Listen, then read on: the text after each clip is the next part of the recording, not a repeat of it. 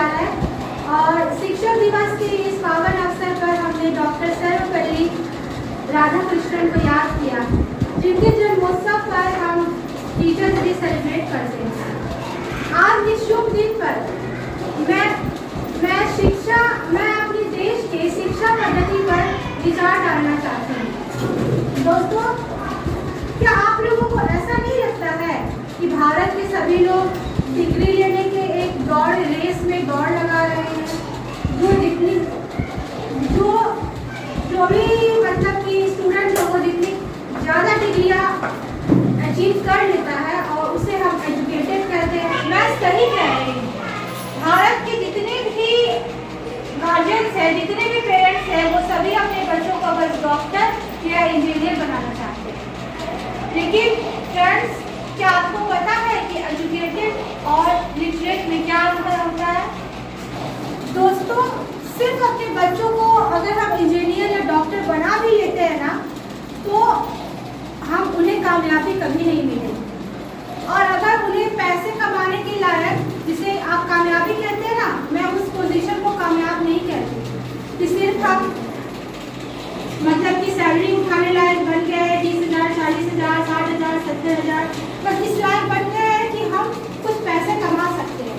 तो ऐसे स्टेज को ना कामयाब नहीं कहा जा सकता। मेरे अकॉर्डिंग तो ये कामयाब बिल्कुल भी नहीं है।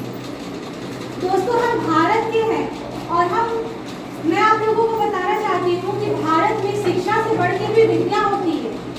तो हमें अपने बच्चों को उसी पद्धति में वापस से ले जाना होगा, एक भारतीय संस्कृति में, एक भारतीय पद्धति में, जहाँ पर कि बच्चों को शिक्षा नहीं दी जाती थी बल्कि विद्या दी जाती थी।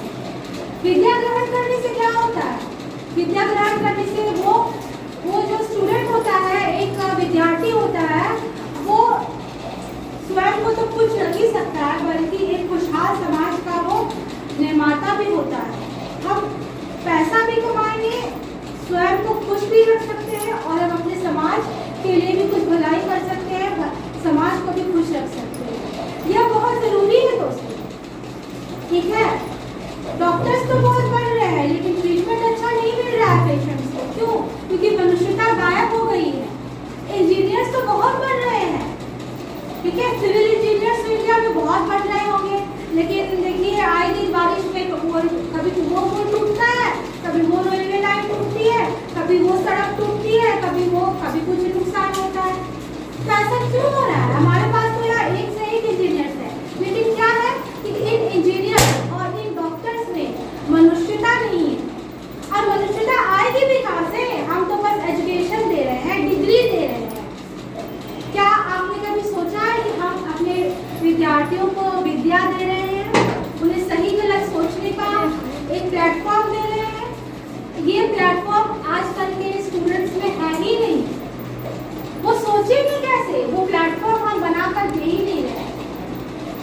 तो मेरा यही विचार है कि ऐसा प्लेटफॉर्म क्रिएट करके दें, बचपन से ही बच्चों को ऐसा सिखाएं तो मनुष्यता रहे उनके अंदर, सही गलत सोचने का वो फैसला ले सके।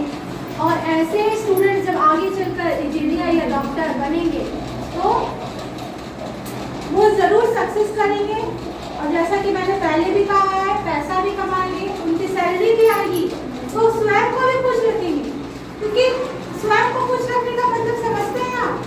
स्वयं को खुश रखना क्या होता है?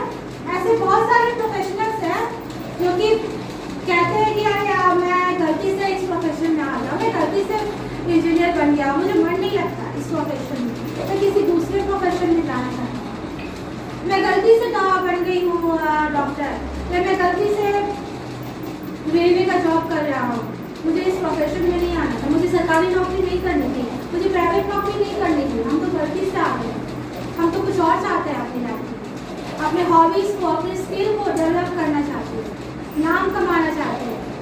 ऐसे बहुत सारे स्टूडेंट्स भी मिलेंगे या बहुत सारे प्रोफेशनल्स भी मिलेंगे, क्योंकि बेसिक वो प्लेटफॉर्म उनके स्कूल या कॉलेजेस ने कभी दिया ही नहीं, उनके पेरेंट्स ने कभी दिया ही नहीं। तो जो अचीवमेंट वो चाहते हैं वो अचीवमेंट उन्हें मिल नहीं पा रही। दोस्तों, मैं यहीं पे अपने शब्दों को विराम देती हूँ। आई होप कि आप लोग मेरी बातों को समझेंगे। अगर मेरा ये वीडियो पसंद आएगा तो लाइक एंड सब्सक्राइब जरूर कीजिए और लाइक बटन को दबाइए और कमेंट बॉक्स में अपने कमेंट्स दीजिए, अपने विचार मेरे साथ शेयर कीजिए। मैं कितना सही बोल रही हूँ और मैं कितना गलत बोल रही हूँ, इस बात का प्रूफ मुझे आप लोगों के कमेंट्स के थ्रू मिल जाए। Okay friends, bye.